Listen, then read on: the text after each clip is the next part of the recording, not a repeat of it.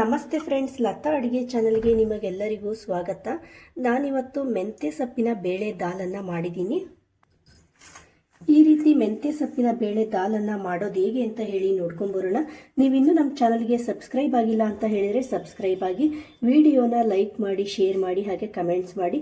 ನೀವು ಸಹ ಈ ರೀತಿ ಮೆಂತ್ಯ ಸೊಪ್ಪಿನ ಬೇಳೆ ದಾಲನ್ನು ಮಾಡಿಬಿಟ್ಟು ಹೇಗಿತ್ತು ಅಂತ ಹೇಳಿ ನಮಗೆ ಕಮೆಂಟ್ಸ್ ಮೂಲಕ ತಿಳಿಸಿ. ಮೆಂತ್ಯ ಬೇಳೆ ದಾಲನ್ನು ಮಾಡ್ಕೊಳ್ಳೋದಕ್ಕೆ ನಾನಿಲ್ಲಿ ಮೊದಲಿಗೆ ಒಂದು ಕುಕ್ಕರನ್ನು ತೊಗೊಂಡ್ಬಿಟ್ಟು ಒಂದು ಸ್ವಲ್ಪ ತೊಗರಿಬೇಳೆನ ತೊಗೊಂಡು ತೊಗರಿಬೇಳೆನ ಒಂದು 2 ಸರಿ ವಾಶ್ ಮಾಡಿ ಇಟ್ಕೊಂಡಿದ್ದೀನಿ. ಇವಾಗ ಒಂದು ಸ್ವಲ್ಪ ಉಪ್ಪನ್ನು ಹಾಕ್ಕೊಂಡಿದ್ದೀನಿ. ಹಾಗೆಯೇ ಒಂದು ಸ್ವಲ್ಪ ನೀರನ್ನು ಹಾಕ್ಕೊಂಡಾದ್ಮೇಲೆ ಕುಕ್ಕರನ್ನು ಕ್ಲೋಸ್ ಮಾಡಿಬಿಟ್ಟು ಗ್ಯಾಸನ್ನು ಮೀಡಿಯಮ್ ಫ್ಲೇಮಲ್ಲಿಟ್ಟು 2 ವಿಷಲನ್ನು ಕೂಗಿಸ್ಕೊಳ್ತೀನಿ. ಮೊದಲಿಗೆ ಒಂದು ಪಾತ್ರೆಯಲ್ಲಿ ನಾನಿಲ್ಲಿ 3 ರಿಂದ 4 ಟೇಬಲ್ ಸ್ಪೂನ್ ಅಷ್ಟು ಎಣ್ಣೆನ ಹಾಕ್ಕೊಂಡಿದ್ದೀನಿ. ಎಣ್ಣೆ ಒಂದು ಸ್ವಲ್ಪ ಬಿಸಿ ಆದಮೇಲೆ ಒಂದು 1/4 ಟೇಬಲ್ ಸ್ಪೂನ್ ಅಷ್ಟು ಸಾಸಿವೆನ ಹಾಕ್ಕೊಂಡಿದ್ದೀನಿ. 1 ಎಸಳು ಕರಿಬೇವು, ಖಾರಕ್ಕೆ 1-2 ಹಸಿಮೆಣಸಿನಕಾಯಿ, 1 ಗೆಡ್ಡೆ ಬೆಳ್ಳುಳ್ಳಿನ ಜಬ್ಬಿಟ್ಟು ಇಟ್ಕೊಂಡಿದ್ದೀನಿ. ಹಾಗೆಯೇ 1 ಮೀಡಿಯಮ್ ಸೈಜ್ ಈರುಳ್ಳಿನ ಸಣ್ಣದಾಗಿ ಕಟ್ ಮಾಡಿಬಿಟ್ಟು ಹಾಕ್ಕೊಳ್ತಾ ಇದ್ದೀನಿ.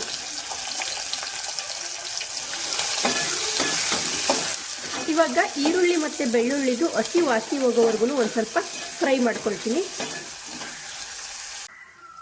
ಇವಾಗ ಈರುಳ್ಳಿ ಎಲ್ಲ ಚೆನ್ನಾಗಿ ಫ್ರೈ ಆಗಿದೆ. ಇವಾಗ ನಾನು ಮೆಂತ್ಯ ಸೊಪ್ಪನ್ನು ಹಾಕ್ಕೊಳ್ತಾ ಇದ್ದೀನಿ. ಮೆಂತ್ಯ ಸೊಪ್ಪನ್ನು ನಾನಿಲ್ಲಿ ಕಡ್ಡಿ ಏನು ಯೂಸ್ ಮಾಡಿಲ್ಲ, ಸೊಪ್ಪನ್ನು ಹಾಗೆ ಎಲೆಯಾಗಿ ಬಿಡಿಸ್ಬಿಟ್ಟು ಹಾಕ್ಕೊಂಡಿದ್ದೀನಿ.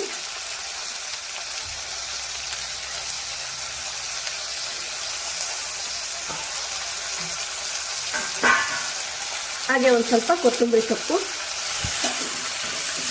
ಮೆಂತ್ಯ ಸೊಪ್ಪನ್ನು ಹಾಕ್ಕೊಂಡ್ಮೇಲೆ ಒಂದ್ಸರಿ ಚೆನ್ನಾಗಿ ಮಿಕ್ಸ್ ಮಾಡ್ಕೊಳ್ಳಿ. ಹಾಗೆಯೇ 1-2 ನಿಮಿಷ ಇದನ್ನು ಎಣ್ಣೆಯಲ್ಲಿ ಫ್ರೈ ಆಗೋದಕ್ಕೆ ಬಿಡಿ.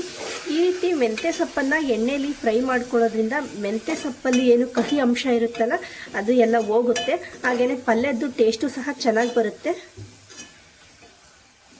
ಇವಾಗ 1-2 ನಿಮಿಷ ಆಗಿದೆ. ನಮಗೆ ಮೆಂತ್ಯ ಸೊಪ್ಪೆಲ್ಲ ಚೆನ್ನಾಗಿ ಫ್ರೈ ಆಗಿದೆ. 1/4 ಟೇಬಲ್ ಸ್ಪೂನ್ ಅಷ್ಟು ಅರಿಶಿನ ಪುಡಿ. ನಾವು ಬೇಳೆನ ಬೇಯಿಸುವಾಗ ಉಪ್ಪನ್ನು ಹಾಕ್ಕೊಂಡಿದ್ವಿ, ಅದಕ್ಕೋಸ್ಕರ ಉಪ್ಪನ್ನು ನೋಡಿಬಿಟ್ಟು ಹಾಕ್ಕೊಳ್ಳಿ. ಒಂದು ಸ್ವಲ್ಪ ನೀರನ್ನು ಸೇರಿಸ್ಕೊಳ್ತಾ ಇದ್ದೀನಿ.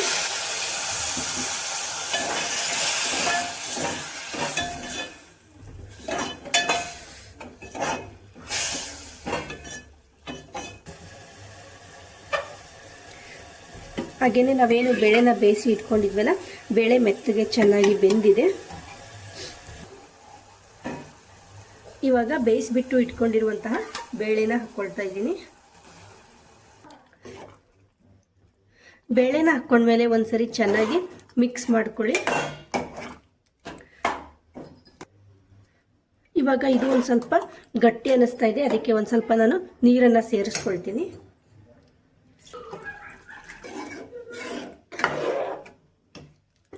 ಇವಾಗ ಒಂದ್ಸರಿ ಉಪ್ಪನ್ನು ಚೆಕ್ ಮಾಡ್ಕೊಳ್ಳಿ. ಉಪ್ಪು ಕಡಿಮೆ ಆಗಿತ್ತು ಅಂತ ಹೇಳಿದರೆ ಬೇಕಂದರೆ ನೀವು ಒಂದ್ಸರಿ ನೋಡಿಬಿಟ್ಟು ಆ್ಯಡ್ ಮಾಡ್ಕೊಳ್ಳಿ.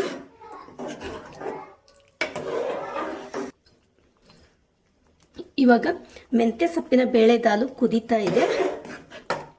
1-2 ನಿಮಿಷ ಇದನ್ನು ಚೆನ್ನಾಗಿ ಕುದಿಸ್ಕೊಳ್ಳಿ.